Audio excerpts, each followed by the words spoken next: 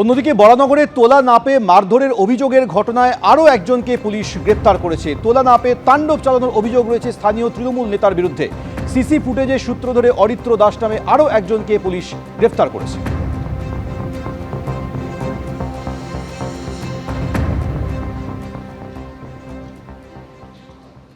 এই মুহূর্তে যে খবরের দিকে নজর রাখবো, প্রমোটিং বিবাদে বেলেঘাটার বাসিন্দাকে মারধরের অভিযোগে গ্রেপ্তার তৃণমূল নেতা রাজু নস্কর। এখনো আতঙ্কে বেলেঘাটার পরিবার। ৪ ফেব্রুয়ারি রাতে দলবল নিয়ে চড়াও, বাড়ি ছেড়ে দেওয়ার জন্য হুমকি দেওয়ার অভিযোগ রাজু নস্করের বিরুদ্ধে। নিরাপত্তার স্বার্থে বাড়িতে সিসিটিভি ক্যামেরা বসানোর সিদ্ধান্ত আক্রান্তের পরিবারের। আদালতে বয়ান রেকর্ড অভিযোগকারী মা ও ছেলে।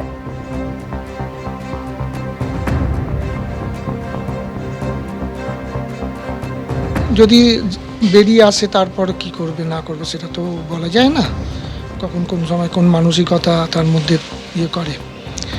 তার জন্য আমরা একটু প্রোটেকশন দেওয়ার জন্যে আমাদেরকে একটুখানি সিসি ক্যামেরার ব্যবস্থা করতে হচ্ছে।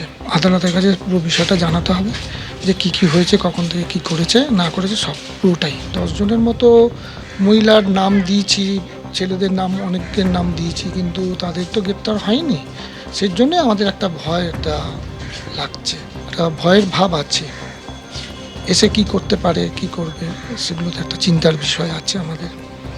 সেই নিয়ে আমরা চিন্তা করছি। আমরা সিসিটিভি লাগাচ্ছেন বাড়ি? সিসিটিভি লাগাচ্ছি আমরা। অন্যদিকে কাকুলিয়া রোডের ঘটনা, গোলপার্কের কাছে যেখানে এলাকায় বোমা গুলি, সেই ঘটনায় কিন্তু এখনো অধরা সোনাপাপ্পু। তবে 17 জনের জামিনের পর অবশেষে হুঁশ ফিরল পুলিশের। সেখানে কি জানা যাচ্ছে যে কাকুলিয়া কাণ্ডে জামিন খারিজ চেয়ে এবার হাইকোর্টে যাচ্ছে পুলিশ। ঠিক কি তথ্য রয়েছে আমরা জানবো আমাদের প্রতিনিধি আবির দত্তর কাছ থেকে। আবির, পুলিশ সূত্রে কি খবর পাচ্ছ?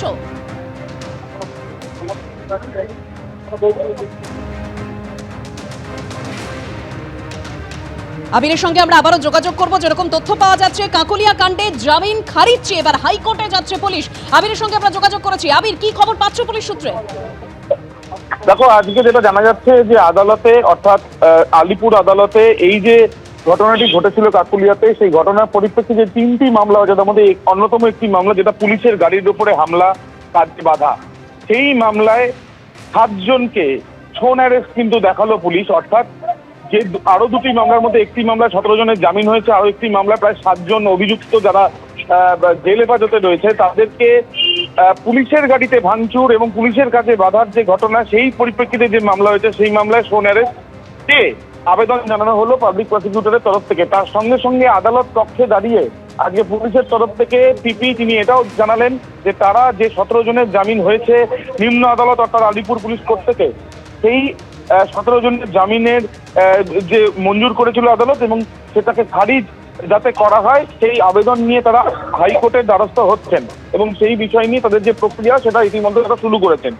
অর্থাৎ একদিকে যেমন আমরা জানি যে 17 জনের জামিন হয়েছে, সোনাপাপ্পু, বাপি হালদার এরা অধরা, যারা মূল অভিযুক্ত হিসেবে তাদের নাম অনেকে অভিযোগ করেছিলেন, এবং অন্যদিকে যে 17 জনের জামিন হয়েছে তাদের জামিন যাতে খারিজ হয় সেজন্য উচ্চ আদালতের দ্বারস্থ হচ্ছে কলকাতা পুলিশ। পাশাপাশি 3টি মামলার মধ্যে একটি মামলা যেখানে 7 জন এখনো পর্যন্ত জেল হেফাজতে রয়েছে, তাদেরকে অন্য একটি মামলায় অর্থাৎ পুলিশের গাড়িতে হামলা এবং পুলিশের কাছে বাধা, সেই মামলায় সোন অ্যারেস্ট বা সেই মামলাতে গ্রেপ্তারি তারা করতে চান তদন্তের স্বার্থে, সেই আবেদন চেয়েও আবেদন জানানো হয়েছে। সওয়াল জবাবের যখন চলে, অভিযুক্তদের তরফের আইনজীবী তিনি কিন্তু প্রশ্ন তোলেন যে পক্ষপাতমূলক কার্যকলাপ পুলিশ করছে এবং তাদের যেটা বক্তব্য, একটি রড, একটি বাঁশের টুকরো ছাড়া অন্য কিছুই সিজ করা যায়নি। 17 জনের জামিন যেমন হয়েছিল, বাকি এই মামলাতেও বাকি 7 জনেরও জামিন হওয়া উচিত বলে আবেদন করা হয়েছে। সওয়াল জবাবের পর আদালতের নির্দেশ এখনো পর্যন্ত রিজার্ভ রয়েছে, আর কিছুক্ষণ পরেই কি নির্দেশ আদালত দেয় সেটাই জানা যাবে। একদম ধন্যবাদ আবির। অর্থাৎ কিছুক্ষণ পরে আদালত কি নির্দেশ দেয় সেদিকে আমাদের অবশ্যই নজর থাকবে। তবে কাকুলিয়া কাণ্ডে যে 17 জন অভিযুক্তের জামিন হয়েছে তারপরে এবার হুঁশ ফিরল পুলিশের, সেই জামিন খারিজ চেয়ে হাইকোর্টে যাচ্ছে পুলিশ। অন্যদিকে রবীন্দ্র সরোবর থানার গাড়ি ভাঙচুরে 7 জনের গ্রেপ্তারিও চায় পুলিশ। তবে এই যে কাকুলিয়া রোডের ঘটনা, যেখানে বোমা গুলি একেবারে সেই এলাকা থেকে গুলির খোল উদ্ধার হয়েছিল, সেই ঘটনায় এখনো অধরা সোনাপাপ্পু। এরপরেই দেখুন ছকভাঙা ছটা। তবে ছকভাঙা ছটার বিষয় এক নজরে। বাংলার বাড়ির অর্থ সাহায্যের নথি গ্রহণযোগ্য নয়, এসআইআর এর নতুন নির্দেশ কমিশনের।